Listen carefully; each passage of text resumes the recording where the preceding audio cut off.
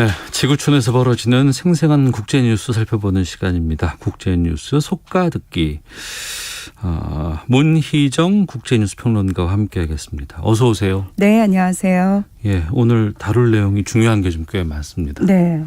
먼저 그 IT 대통령 암살 사건 난 데잖아요. 네, 맞습니다. 그리고 이전에도 한번 큰 강진이 있었던 곳인데 7.2 강진이 또 발생했다고요? 네, 그렇습니다. 현지 시각으로 14일 오전 8시 29분쯤 예. 이 IT의 수도 포르토프랑스에서 서쪽으로 125km 떨어진 지점에서 규모 7.2의 강진이 발생했습니다. 네. 미국 지질조사국에 따르면 이번 지진의 경우 진원의 깊이가 10km로 굉장히 얕고 그리고 네. 규모 4에서 5의 여진이 10여 차례 이어질 정도로 상당히 강력한 지진이었다고 하는데요.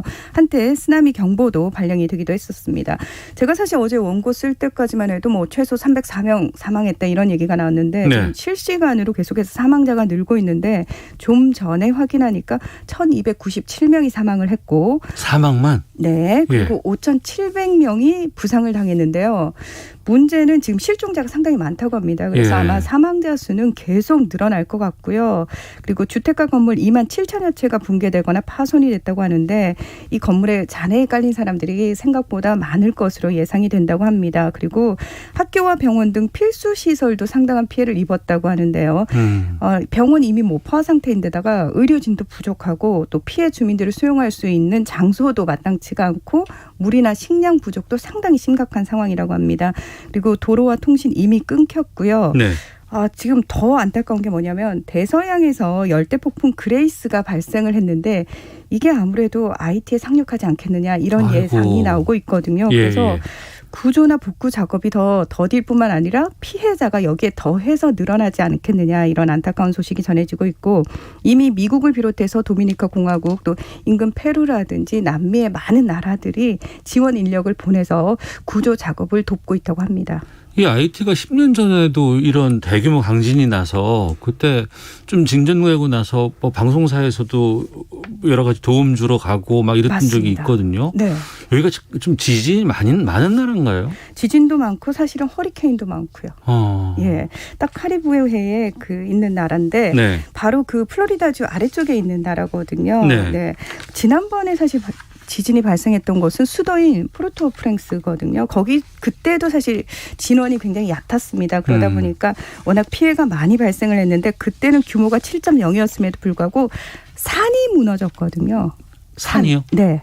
산이 무너지고 대통령궁과 대성당 등 많은 건물이 붕괴를 했습니다. 그래서 당시 사망자만 최소로 잡아도 16만 명, 많게는 30만 명까지 사망했다라는 얘기가 나오고 있고요. 예. 문제는 그 당시에 그 복구가 아직도 안 됐었습니다. 안 돼 있는 상황에서. 맞습니다. 그래서 인근에서 또 벌어진 거거든요. 그리고 그때도 사실 허리케인이 바로 이어서 왔거든요. 그래서 피해가 더 많았고요. 게다가 이제 도로라든지 공항이 마비된 상황이었기 때문에 네. 국제사회에서 상당히 많은 도움의 손길을 보내려고 했었지만 그것마저도 여의치가 않아서 또 애를 먹었던 그런 기억도 있고요. 게다가 항상 그렇게 지진이 발생을 하고 나면 그다음에는 전염병이 번집니다. 그렇겠죠. 예, 네. 상황도 안 좋고 또 수질도 안 좋고 이럴 테니까. 그래서 항상 그때도 IT가 쥐떼로 골몰을 굉장히 쥐떼가 출몰을 해서 골머리를 많이 알았었는데 그때 10월부터 콜레라가 또 퍼져가지고 10,000명 정도가 숨졌다고 하거든요. 그래서 네. 이번에도 그때와 크게 다르지 않을 것 같아서 굉장히 지금 안타까워하고 있죠. 게다가 대통령이 지금 없는 상황이 지금도 계속 지금 유고 상황인 거죠. 맞습니다. 지금 그 당시에 대통령 그 자리를 놓고 권한 대행을 누가 할 것이냐를 놓고 또 각 세력 사이에 문제가 많았었어요. 그래서 예. 우여곡절 끝에 지금 아리엘 앙리 총리가 권한 대행을 맡고 있는 상황인데 일단 1개월간의 비상사태를 선언을 했습니다. 근데 사실 지난달 7일에 사망한 조브넬 모이즈 대통령의 사망을 놓고 범행 동기라든지 과연 누가 그렇게 암살을 했는지조차도 아직 윤곽도 밝히지 못했어요. 예. 그러니까 용의자만 40여 명이 넘는 데다가 이 수사진에 대한 살해 협박도 있고요. 예. 그다음에 증거를 조작한다거나 인멸하는 등의 수사를 방해하는 일들도 상당히 많이 나타나고 있고 또 가짜 뉴스, 음모론까지 제기가 되고 있어서 미궁으로 지금 점점 더 빠지고 있는 상황에서 이런 강진까지 겹치게 된 거여서 굉장히 지금 심각하고 국제사회가 도움을 준다고 해도 한계가 있는 게 이미 60% 정도의 사람들이 빈곤층으로 전락한 상황이었단 말이죠. 그러면 지진으로 피해를 입은 사람들뿐만 아니라 기존에 어려움을 겪고 있던 사람들까지도 사실 같이 도와줘야 하는데 그게 거의 밑빠진 독에 물 붓기다 이런 얘기를 많이 하고 있습니다. 이런 상황이라 그럼 정부가 제대로 좀 대응조차 하기 힘들지 않을까. 연락이 안 돼서 사실은 컨트롤 타워 작동도 제대로 안 되고 있다고 그러더라고요. 예. 그렇군요. 네. 자, 참고로 그 IT의 그 한국 기업 직원들과 선교사 또 우리 교민들 150여 명 정도가 있다고 하는데요. 예.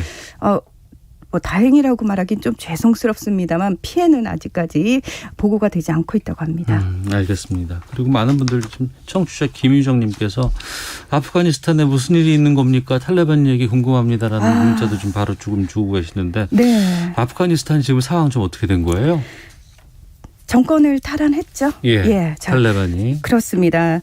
2001년 9.11 테러의 주범인 오사마 빈 라덴이 그 아프가니스탄에 숨어 있다라는 첩보를 듣고 미국이 내놓으라고 하니까 못 내놓겠는데라고 얘기했던 그 당시 정권이 탈레반 정권입니다. 네. 그래서 미국이 침공을 하죠.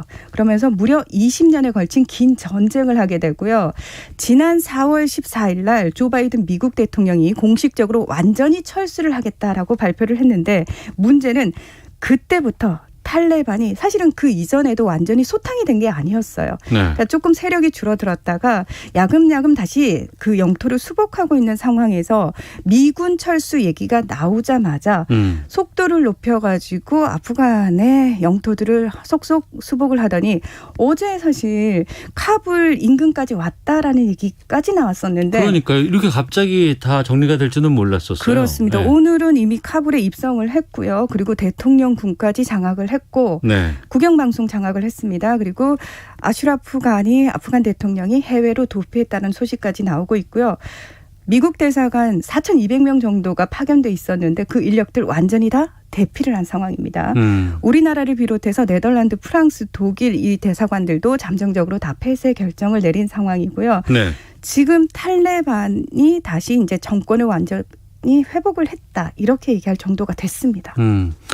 철군하겠다는 발표가 나왔어도 네. 당분간은 아프간 정부가 유지가 될 것이다. 그리고 그 군대 아프간 정부군이 있잖아요. 그렇죠. 그래서 이 정도는 아닐 거다. 얼마 전까지는 미국이 또 확인해서 줬었던 내용 아니에요, 이게? 그러니까 이게 사실 국민들 입장에서 더 허탈한 부분인데요. 예. 사실 지난 20년간 미국을 비롯해서 서방 국가가 아프간에 이런 제대로 된 군대를 갖추고 국가 안보를 위해서 쏟아부은 돈이 수조 원이거든요. 네. 그러니까 수백조 원을 약 102조 원 정도를 쏟아부었다고 하는데 그렇게 쏟아부어서 우리가 충분히 훈련을 시켰고 충분히 군대로서 작동을 할 수 있어라고 자신을 했었습니다. 네. 그리고 아프간 대통령 역시도 본인이 도망가기 직전까지 걱정하지 마시라고 아프간 보안군이 완벽하게 지킬 수 있다라고 얘기를 했는데 네. 그래서 국민들을 안심시켜놓고 본인은 도망을 간 거죠. 그리고 실제로는 사실은 미국이 오판을 했다라는 얘기도 나오고 있는데요. 예. 탈레반이 이미 그 지난해부터 평화협상이 이제 어느 정도 진척이 되니까 어떤 상황들이 있었냐면은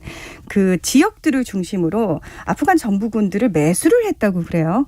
내가 돈을 줄 테니까 무기를 나한테 넘기고 너네들이 무장 해제를 해라라는 식으로 함락을 해 나가기 시작했는데 아마 이 부분과 관련해서 미군 측에서 완벽하게 이제 정보를 잘 몰랐을 가능성이 있다. 또는 알면서도 발을 빼기 위해서 모른 척을 했을 것이다. 이런 얘기까지 나오고 있더라고요. 네. 궁금한 건 네. 아프간 국민들인데 네. 탈레반을 원하는 건지 아니면 미국이 더 주둔하길 바랬었는데 이게 안 되니까 탈출이 러시아가 되고 있다는 얘기도 들리기도 하고 어떤 건가요 이게? 그러니까 탈레반이 사실 정권을 잡은 게 1996년이거든요. 예. 이제 이 이전까지 사실 아프가니스탄은 그 중동과 아시아를 잇는 굉장한 상업도시로 번성을 했던 곳입니다. 그래서 상당히 이제 서구화되고 개방된 나라였거든요. 그런데 네.